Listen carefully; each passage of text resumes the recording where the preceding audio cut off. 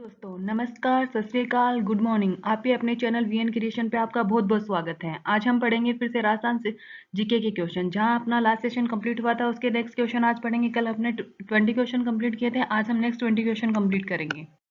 सब लोग तैयार हैं?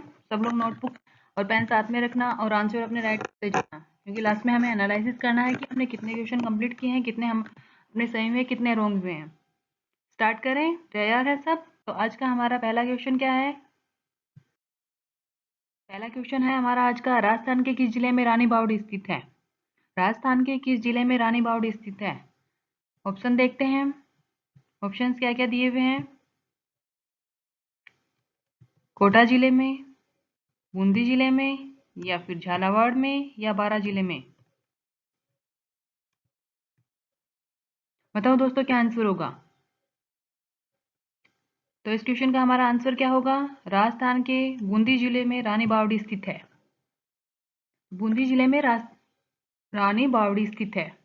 जिन्होंने बी आंसर किया उनका आंसर करेक्ट आंसर है। अब हम बूंदी जिले के बारे में थोड़ा सा इतिहास देखते हैं। ओके, देखें तो बूंदी जिला जो है राजस्थान का ऐतिहासिक और सांस्कृतिक शहर है, जो अपने विशाल महलों, किलों और बावड़ियों के लिए जाना जाता है। अब ये क्वेश्चन आपसे पूछा जाए कि रानी जी की बावड़ी का निर्माण किसने करवाया था। हमने ये तो देख लिया कि रानी जी की बावड़ी किस जिले में स्थित है, बूंदी जिले में स्थित है। इसका निर्माण किसने करवाया था और बूंदी जिले में भी ये कहाँ स्थित है। तो रानी जी की बावड़ी जो है इसका निर्माण किसने करवाया था? रानी नथावती जी के द्वारा करवाया गया था। और ये बूंदी जिले के एक छोटा सा बाग है उसमें स्थित है। और इसका निर्माण कब हुआ था? 1699 में हुआ था। और गहराई कितनी है बावड़ी की? 46 मीटर। पढ़ते हैं हम नेक्स्ट क्वेश्चन की। नेक्स्ट क्वेश्चन हमारा है, राजस्थान में राज्य स्तरीय पशु मेले सबसे ज्यादा किस जिले में भरते हैं? राजस्थान में राज्य स्तरीय पशु मेले सबसे ज्यादा किस जिले में भरते हैं? ऑप्शन देखें।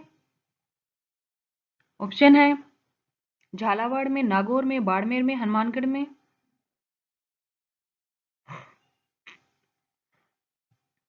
तो राजस्थान में राज्य स्तरीय सबसे अधिक पशु मेले किस जिले में भरते हैं? नागौर जिले में। ओके।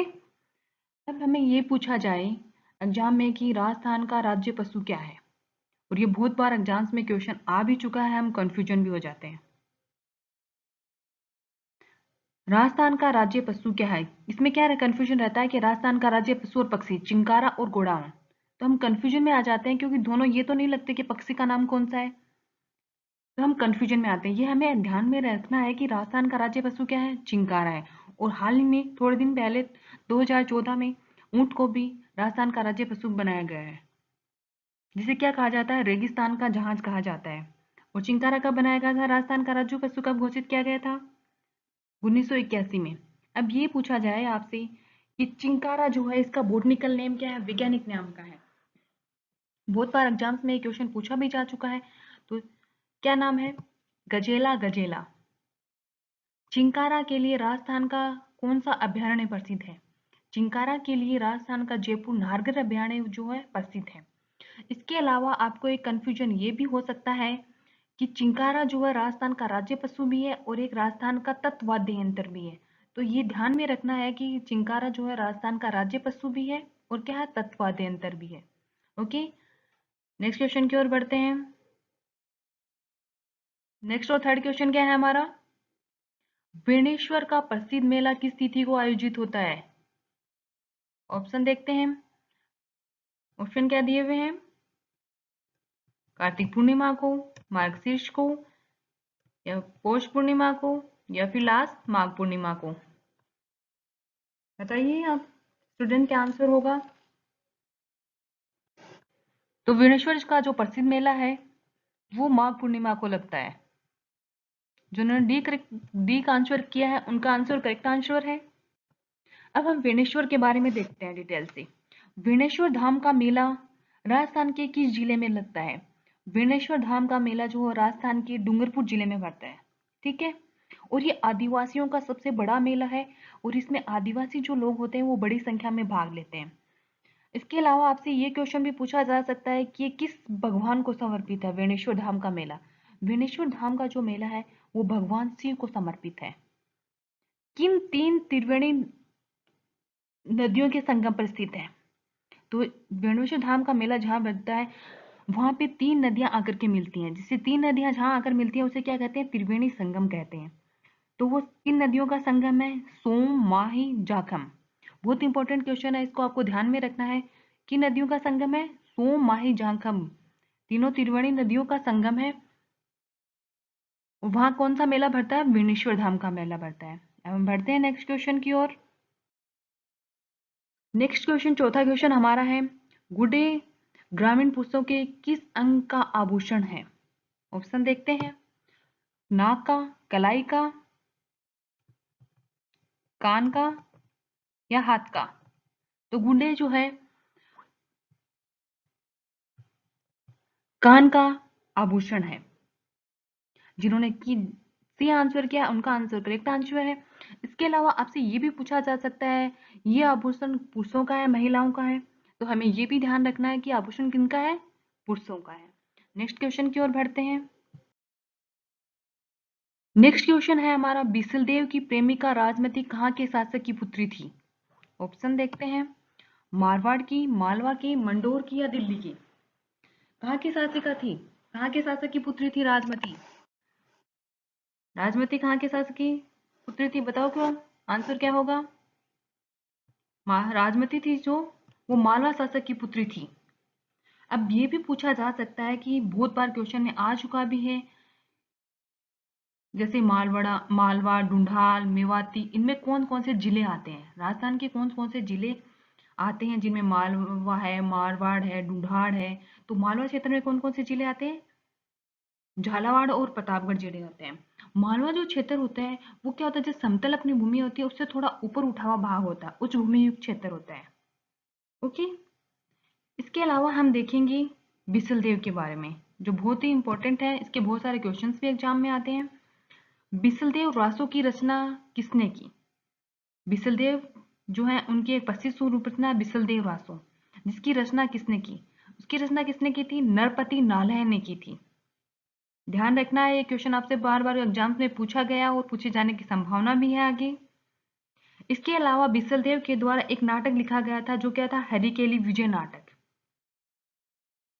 जिसे महल में शिलापटों पर कुदवाया भी गया है। ओके, आपको याद रखना कौन सा नाटक है? हरिकेली विजय नाटक। ओके, नेक्स्ट क्वेश्चन की ओर बढ़ते हैं हम। नेक्स्ट क्वेश्चन क्या है हमारा, जगत शिरोमणि मंदिर का निर्माण किसके शासनकाल में हुआ? जगत शिरोमणि मंदिर का निर्माण किसके शासनकाल में हुआ? ऑप्शन देखते हैं, मानसिंह के शासनकाल में हुआ, सवाई जय सिंह के शासनकाल में हुआ, या फिर भाव सिंह के शासनकाल में हुआ, या फिर मिर्जा राजा जय सिंह के शासनकाल में हुआ? तो किसके शासनकाल में हुआ था जगत शिरोमणि मंदिर का निर्माण? मान सिंह के शासनकाल में हुआ था। ओके, राजस्थान में किस जिले में जगत शिरोमणि मंदिर है? तो राजस्थान के किस जिले में है? जयपुर जिले में है। अब ये भी पूछा जा सकता है कि इसका निर्माण किसने करवाया था? निर्माण करवाया था रानी कनकवती ने।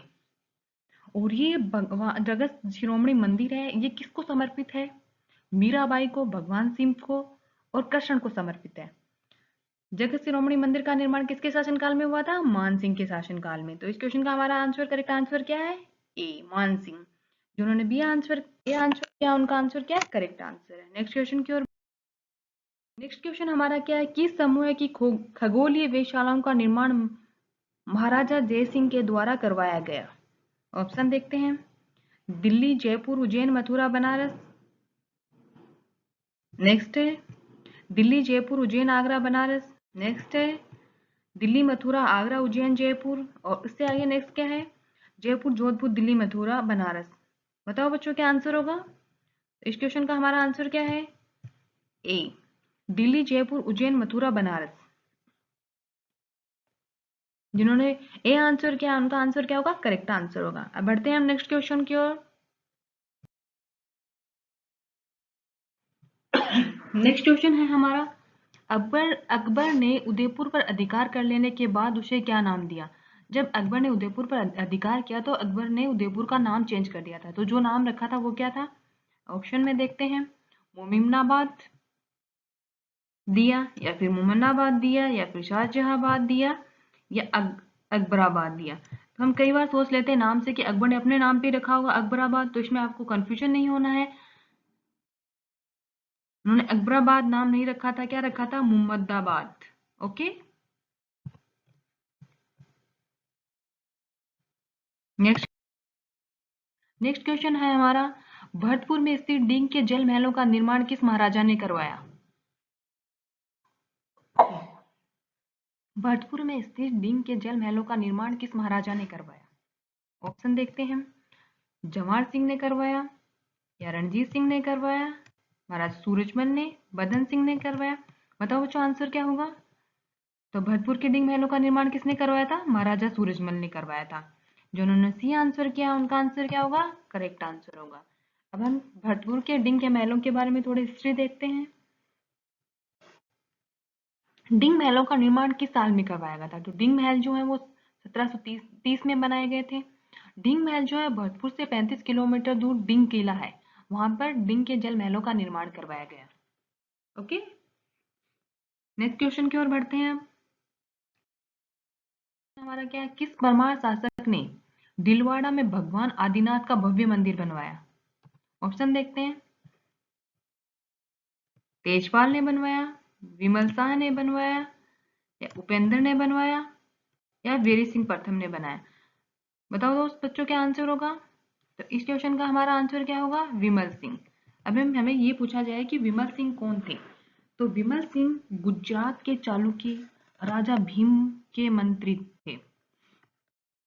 राजा भीम थे, उनके मंत्री थे विमल शाह। और जो दिलवाड़ा का मंदिर है राजस्थान के किस जिले में स्थित है? राजस्थान के माउंट आबू जिले में स्थित है और ये जैन धर्म के तीर्थंकरों को समर्पित है। 1031 में क्या हुआ था कि जैन धर्म के जो संत थे आदिनाथ, उनके नाम पर इसका नाम बनाया गया था आदिनाथ, और उन्हीं को ये मंदिर समर्पित है। और इसका निर्माण किस काल में हुआ था? 11वीं व 13वीं शताब्दी में हुआ था। वैसे ये भव्य मंदिर और अद्भुत मंदिर किस लिए कहा जाता है? क्योंकि इसमें 5 मंदिरों का समूह है। ये बच्चों, तो किसने बनाया आदिनाथ का भव्य मंदिर? विमल शाह ने बनाया। और किसके मंत्री थे वो? राजा भीम के मंत्री थे। नेक्स्ट क्वेश्चन है हमारा, राजस्थान में पान मेथी के उत्पादन हेतु प्रसिद्ध जिला कौन सा है? ऑप्शन देखते हैं, झुंझुनू जिला है, या फिर सीकर जिला है, या चित्तौड़गढ़ है, या नागौर है। तो पान मेथी हेतु प्रसिद्ध जिला कौन सा है? नागौर है। जिन्होंने डी आंसर किया उनका आंसर क्या होगा? करेक्ट आंसर होगा।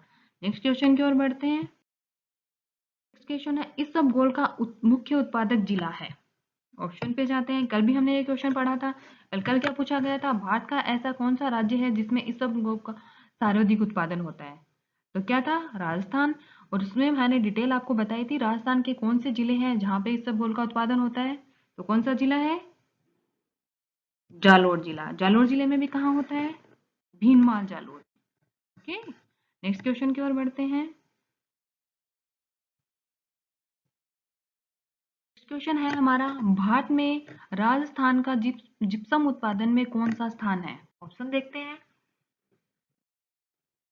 फर्स्ट है, या फिर सेकंड है, या फिर थर्ड है, या फोर्थ है। जिप्सम के उत्पादन में राजस्थान का कौन सा स्थान है? फर्स्ट स्थान है। अकेला राजस्थान जो है भारत में 90% जिप्सम का उत्पादन करता है। इसके अलावा एक एग्जाम में ये क्वेश्चन भी आ सकता है कि राजस्थान के ऐसे कौन से जिले हैं जहां पे जिप्सम का उत्पादन होता है? तो कौन से जिले हैं? बीकानेर, जोधपुर, नागौर, जैसलमेर, बाड़मेर जिले हैं जहां पे राजस्थान में जिप्सम का उत्पादन होता है। ओके बच्चों, नेक्स्ट क्वेश्चन की ओर बढ़े। ओके, 15 नंबर क्वेश्चन है, राजस्थान में सबसे कम जनसंख्या घनत्व वाला जिला है। राजस्थान में सबसे कम जनसंख्या किस जिले की है? जैसलमेर जिले की। तो जनसंख्या घनत्व सबसे कम किस जिले का है? जैसलमेर जिले का। कितना है? 17 व्यक्ति प्रति वर्ग किलोमीटर जैसलमेर का जनसंख्या घनत्व है। अगर हमें ये पूछा जाए कि 2011 की जनगणना के अनुसार राजस्थान का व्यक्ति प्रति वर्ग किलोमीटर जनसंख्या घनत्व कितना है? तो जनसंख्या घनत्व कितना है? 200 व्यक्ति प्रति वर्ग किलोमीटर है। ध्यान में रखना, एग्जाम्स में काफी बार आ चुका है। इस क्वेश्चन में हमारा क्या पूछा गया, सबसे कम जनसंख्या घनत्व। ये अगर कम की जगह आ जाए सबसे अधिक जनसंख्या घनत्व राजस्थान के किस जिले का है, तो जयपुर जिले का। कितना है, 595 व्यक्ति प्रति वर्ग किलोमीटर। जिन्होंने आई आंसर किया, उन बी आंसर किया, उनका आंसर क्या है, करेक्ट आंसर है। नेक्स्ट क्वेश्चन की ओर बढ़ते हैं।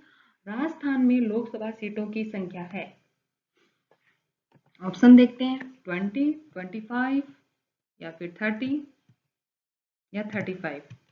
तो राजस्थान में लोकसभा सीटों की संख्या कितनी है, 25। अब आपसे ये पूछ लिया जाए कि वर्तमान में राजस्थान के लोकसभा अध्यक्ष कौन है, वर्तमान में लोकसभा अध्यक्ष कौन है, तो वर्तमान में लोकसभा अध्यक्ष जो है ओम बिरला है। जो अब तक जितने भी लोकसभा अध्यक्ष निर्वाचित हुए हैं उनमें से ओम बिरला ही पहले लोकसभा अध्यक्ष हैं जो राजस्थान से हैं। और लोकसभा अध्यक्ष जो है इनका गठन कब से स्टार्ट हुआ था, तो 1952 से लोकसभा अध्यक्षों का गठन करना शुरू हुआ था। लोकसभा अध्यक्ष का निर्वाचन किसके द्वारा किया जाता है, क्वेश्चन पूछा जाए कि लोकसभा अध्यक्ष का है निर्वाचन वो किसके द्वारा किया जाता है, तो वो लोकसभा अध्यक्ष के द्वारा किया जाता है।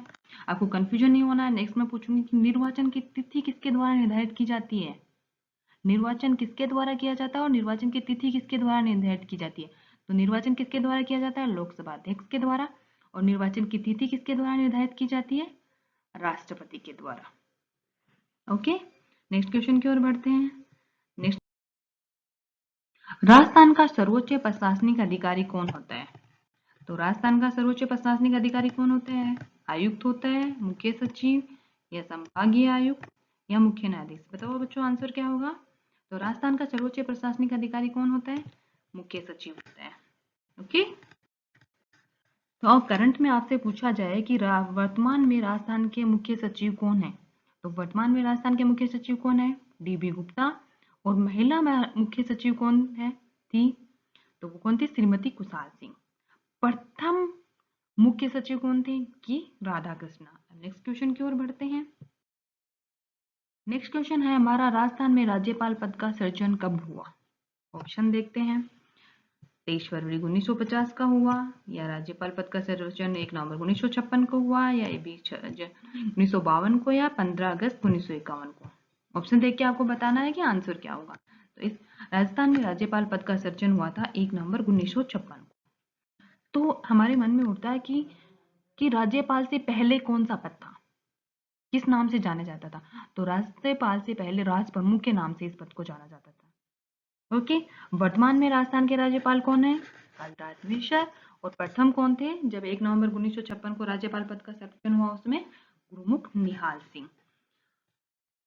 ये भी क्वेश्चन आता है कि राजस्थान के राज्यपाल का अवधि काल कितना होता है, तो कितना होता है, 5 वर्ष का। और संविधान के किस अनुच्छेद में राज्यपाल पद का उल्लेख किया गया है, तो अनुच्छेद 153 में राज्यपाल पद का उल्लेख किया गया है। नेक्स्ट, जिला प्रशासन का प्रमुख कौन होता है, जिला जो होता है उसकी देखरेख कौन करता है, उसका कौन मॉनिटरिंग उसकी करता है। तो ऑप्शन है हमारे, जिला न्यायाधीश करता है, संभाग अधिकारी करता है, या आयुक्त करता है, या उपायुक्त करता है। तो जिला प्रशासन का प्रमुख कौन होता है, बताओ बच्चों कौन होता है, जिला न्यायाधीश। जिन्होंने ए आंसर किया उनका आंसर क्या होगा, करेक्ट आंसर होगा। नेक्स्ट क्वेश्चन की ओर बढ़ते हैं एंड लास्ट क्वेश्चन, राजस्थान राज्य सहकारी उपभोक्ता संघ का गठन कब किया गया। ऑप्शन देखते हैं, 27 मार्च 1966 को, या 27 मार्च 1967 को, 27 मार्च 1969 को, या फिर लास्ट ऑप्शन हमारा क्या दिया गया है, 27 मार्च 1968 को। तो राजस्थान में राज्य सहकारी उपभोक्ता संघ का गठन कब हुआ था, 27 मार्च 1967 को। ओके बच्चों, आज का हमारा सेशन कंप्लीट हो गया है। Thank you so much.